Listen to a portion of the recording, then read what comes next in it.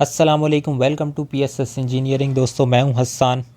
दोस्तों इस वीडियो में हम कंपैरिजन करने वाले हैं दो इन्वर्टर्स का। एक है इरॉक्स 5.2 किलोवाट और एक है सोलर मैक्स का फैल्कॉन सीरीज़ का है 5 किलोवाट का।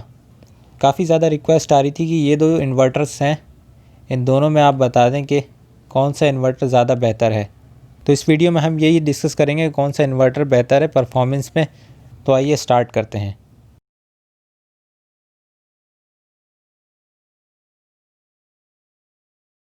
तो दोस्तों इस वीडियो में हम डिस्कस कर रहे हैं इरॉक्स का 5.2 किलोवाट इन्वर्टर बेहतर है या फिर फैल्कॉन सीरीज़ का सोलर मैक्स का 5 किलोवाट का इन्वर्टर बेहतर है। दोस्तों सबसे पहले तो मैं आपको इसके अपीयरेंस के बारे में बता दूं कि इन्वर्टर की अपीयरेंस तो दोनों की बेहतर ही है। अपीयरेंस तो दोनों की ही अच्छी है, लेकिन अपीयरेंस में ज़्यादा अच्छी जो अपीयरेंस है, जो इन्वर्टर की केसिंग है, वो इरॉक्स 5.2 किलोवाट वाले इन्वर्टर की है। दोस्तों कंपेरिजन से पहले मैं आपको एक चीज़ दिखा दूँ कि अगर आप सोलर मैक्स के 5 किलोवाट वाले इन्वर्टर को देखें तो इसके डिस्प्ले को देखकर ही आपको पता चलता है कि ये इन्वर्टर इतना ज़्यादा एफिशिएंट नहीं है।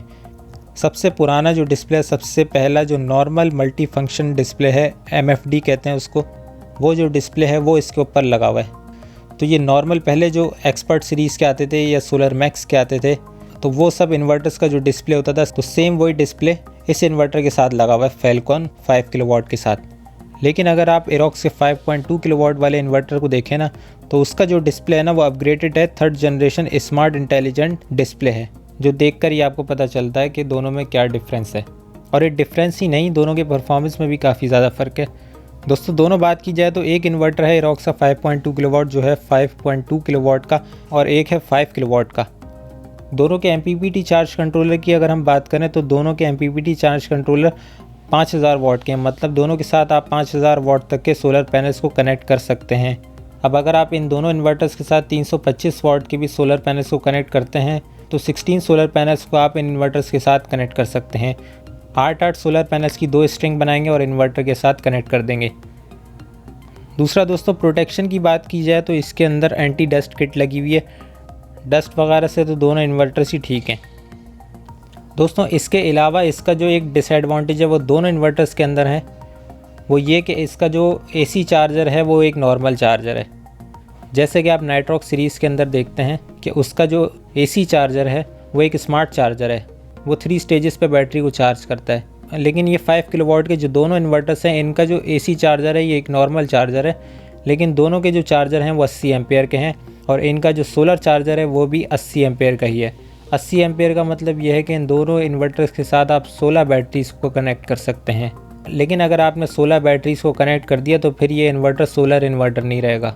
दोनों में से कोई भी इन्वर्टर सोलर इन्वर्टर नहीं रहेगा, क्योंकि अगर आप सोलर पे इन बैटरीज़ को चार्ज करेंगे तो सारी सोलर की जो पावर्स हैं वो बैटरीज़ के अंदर ही यूटिलाइज़ हो जाएंगी।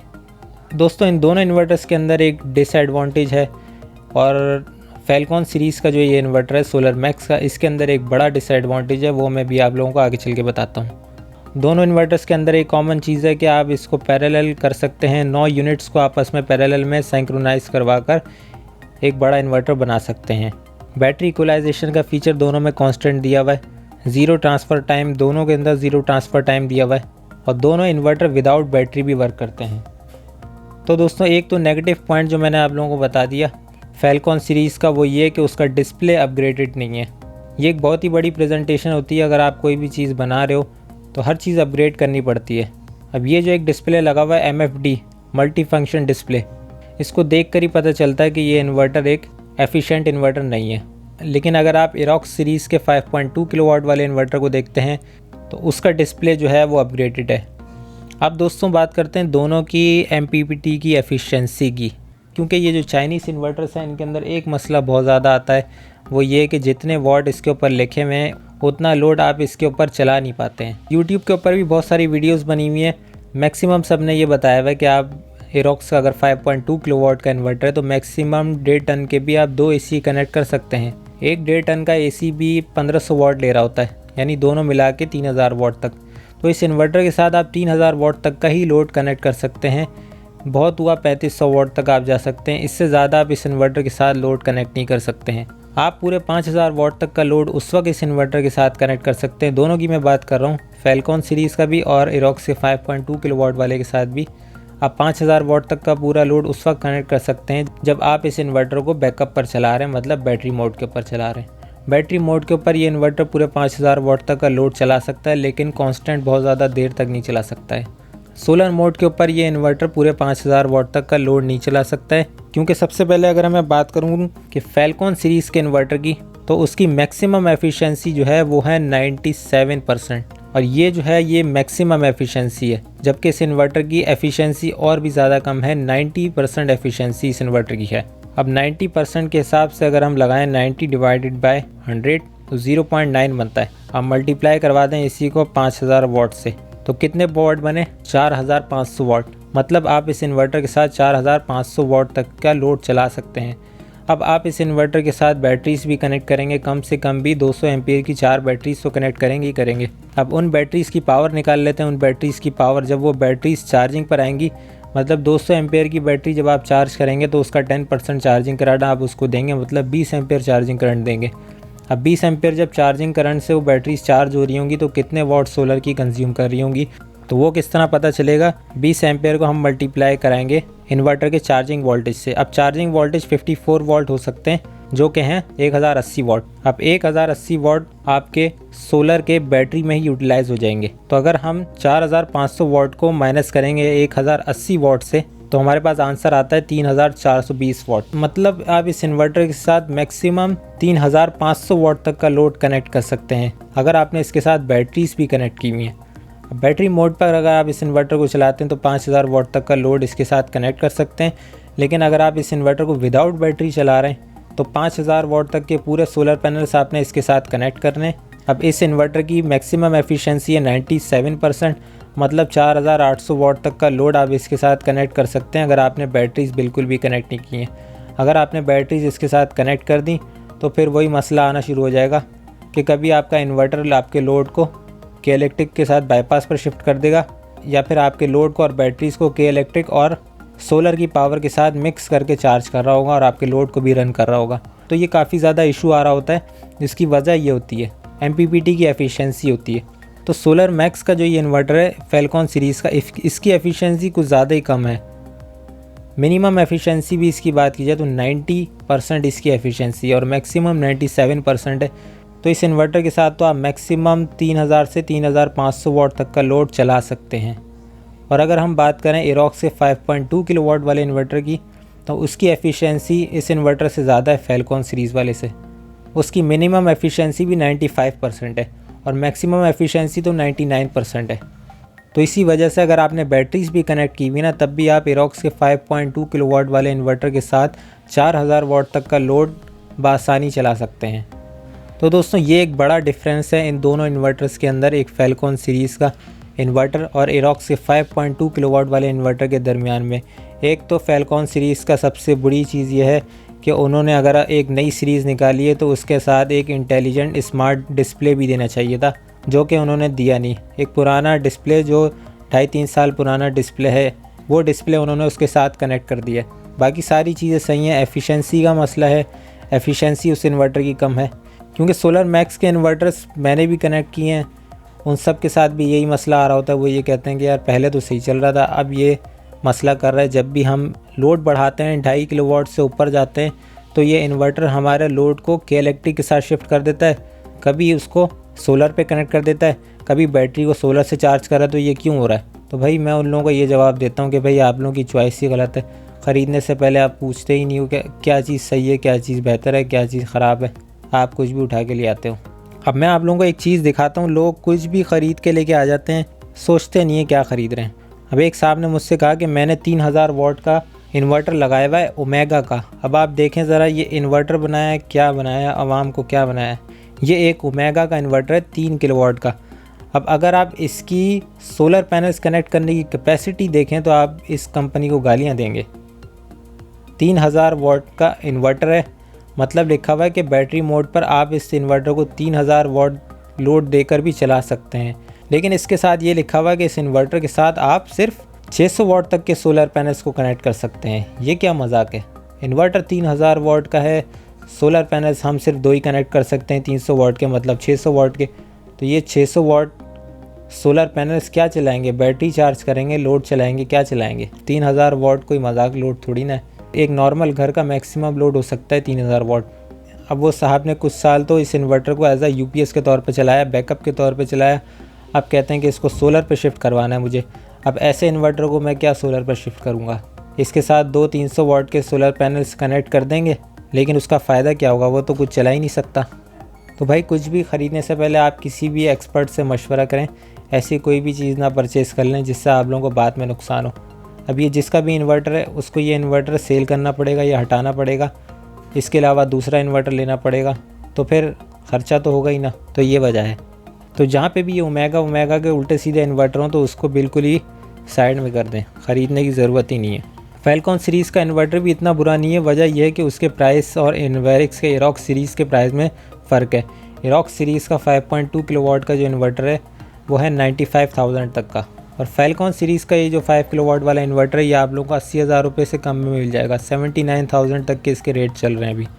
तो प्राइस के लिहाज से ये इन्वर्टर अच्छा है। अगर आपका लोड 2.5 किलोवाट या 2 किलोवाट है तो आप इस इन्वर्टर को परचेज़ कर सकते हैं आराम से।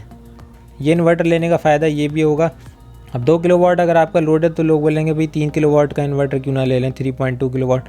तो 5 किलोवाट बड़े इन्वर्टर लेने का फ़ायदा ये होता है कि आप अपने सोलर पैनल्स को फ्यूचर में अपग्रेड कर सकते हैं।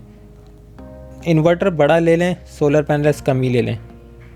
फ्यूचर में सोलर पैनल्स को बढ़ा लें ताकि आपका सोलर सिस्टम अपग्रेड हो जाए। अब जो उल्टे सीधे इन्वर्टर ख़रीद लेते हैं, बाद में जाके वो इन्वर्टर कोड़ियों के दाम पर सेल कर रहे होते हैं, जिसका कोई फ़ायदा नहीं होता है।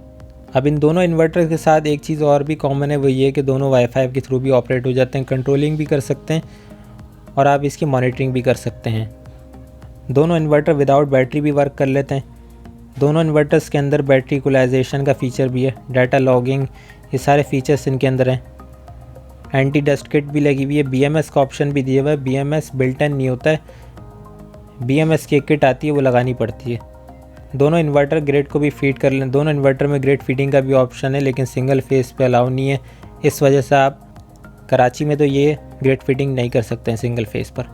तो दोस्तों दोनों इन्वर्टर का मैंने डिफरेंस आप लोगों को बता दिया कि इरॉक्स सीरीज़ के 5.2 किलोवाट का क्या फ़ायदा है और क्या नुकसान है। इरॉक्स 5.2 किलोवाट फैलकॉन सीरीज़ के 5 किलोवाट वाले इन्वर्टर से तकरीबन 15,000 महंगा है, लेकिन उसका फ़ायदा ये है कि उसकी एफिशिएंसी MPPT जो चार्ज कंट्रोलर है उसकी एफिशिएंसी ज़्यादा है, जिस वजह से आप उसके साथ ज़्यादा लोड भी कनेक्ट कर सकते हैं। उसका फ़ायदा आपको सबसे बड़ा ये होगा कि आपका जो लोड होगा ना वो बार बार के इलेक्ट्रिक के साथ बाईपास पर शिफ्ट नहीं होगा। इस तरीके से जब इन्वर्टर आप लोगों को शिफ्टिंग करेगा ना, आपने इसके साथ AC कनेक्ट किए, वो AC बार बार ट्रिप होने शुरू हो जाएंगे। आपने कोई कंप्यूटर चलाना है तो वो कंप्यूटर भी आपका रीस्टार्ट हो जाएगा। अब कहने को लिखा हुआ है 0 मिलीसेकंड ट्रांसफ़र टाइम है, लेकिन ये चीज़ उस वक्त काम करती है जब आपका इन्वर्टर एक आध बार बैकअप के ऊपर शिफ्ट होता है। अगर आपका इन्वर्टर कंटिन्यूसली बार बार फ्रीक्वेंटली बैकअप पे शिफ्ट हो रहा है, चार्जिंग पे शिफ्ट हो रहा है, बैकअप पे शिफ्ट हो रहा है, चार्जिंग पे शिफ्ट हो रहा है, इसी तरीके से फ्रीक्वेंटली अगर करता रहेगा तो आपका कंप्यूटर हो, AC हो, कोई भी चीज़ होगी वो ट्रिप हो जाएगी, रीस्टार्ट हो जाएगी। भले उसका ट्रांसफ़र टाइम 0 मिलीसेकंड ही क्यों ना हो, वो चीज़ें आपकी रीस्टार्ट हो जाएंगी। तो एफिशिएंसी ज़्यादा होने की वजह से इरॉक्स से 5.2 किलोवाट वाला इन्वर्टर बेहतर है। फैलकॉन सीरीज़ का इन्वर्टर भी बेहतर है। अगर आपने 2 किलोवाट 2.5 किलोवाट तक का लोड चलाना है तो आप फैलकॉन सीरीज़ का ये इन्वर्टर ले सकते हैं। क्योंकि सोलर मैक्स का एक सिस्टम एक साहब ने इंस्टॉल किया हुआ था, जिसकी मैंने अभी वीडियो भी रिसेंटली अपलोड की है। वो इन्वर्टर भी पुराना इन्वर्टर है। उस इन्वर्टर की कंप्लीट वीडियो मैंने बनाई थी कि 3000 वाट तक के सोलर पैनल्स उस इन्वर्टर के साथ कनेक्ट कर सकते हैं, जबकि वो इन्वर्टर 5000 वाट तक का है। तो उस इन्वर्टर की भी एफिशिएंसी जो MPPT की थी वो बहुत ही ज़्यादा कम है। मतलब 3200 वाट तक के सोलर पैनल्स उस इन्वर्टर के साथ कनेक्ट किए हुए, और उसके बावजूद भी उस इन्वर्टर के ऊपर जब 2.5 किलोवाट तक का हम लोड डालते हैं ना, तो वो इन्वर्टर उस लोड को के इलेक्ट्रिक के साथ बाईपास पर शिफ्ट कर देता है। मतलब सोलर मोड के ऊपर वो इन्वर्टर 2.5 किलोवाट तक का भी लोड चला नहीं पा रहा है। और उसके साथ 4 बैटरीज लगी हुई हैं, 150 एम्पेयर की ट्यूबलर उसाका की बैटरीज लगी हुई हैं। जब वो बैटरीज चार्ज कर रही होती हैं तो 2.5 किलोवाट तक का भी लोड इन्वर्टर सोलर से नहीं चला पा रहा है, जबकि इन्वर्टर के साथ 3200 वाट तक के सोलर पैनल्स कनेक्टेड हैं।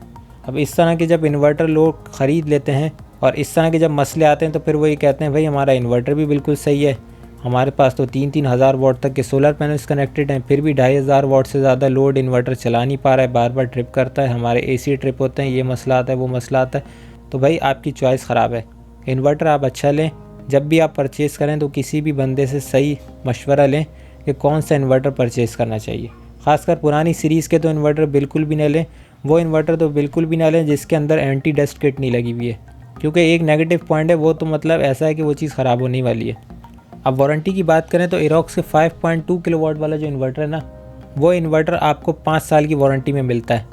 लेकिन ये फैल्कॉन सीरीज़ का जो इन्वर्टर है इसके साथ लाइफ टाइम वारंटी दी हुई है। लाइफ टाइम मतलब सर्विस वारंटी है, जब भी ख़राब होगा आप उसको ठीक करवा सकते हैं। अब ये एक अजीब सी वारंटी है, ये तो जब चलाएंगे तो पता चलेगा, जब ख़राब होगा तो पता चलेगा कितनी बार ख़राब होने पे कितनी बार ठीक करके देते हैं वो।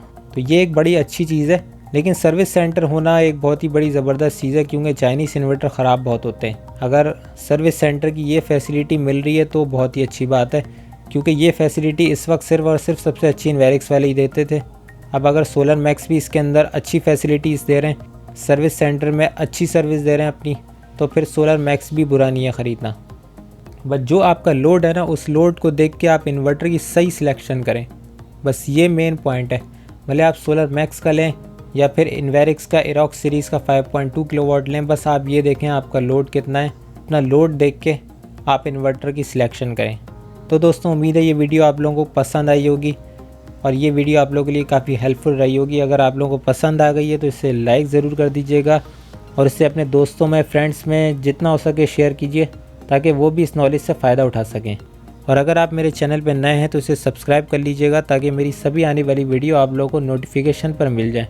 Thank you so much.